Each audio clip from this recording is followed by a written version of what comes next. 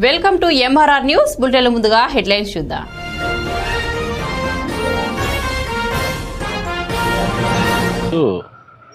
వీరాటం గ్రామానికి చెందిన వల్లెపు వీరాంజనేయుల మీద దాడిని తీవ్రంగా జనసేన పార్టీ తరపు నుంచి ఖండిస్తున్నాం. ఒక బీసీ సామాజిక వర్గానికి చెందిన వ్యక్తి మీద ఇలా దాడి చేయడం చాలా దారుణం.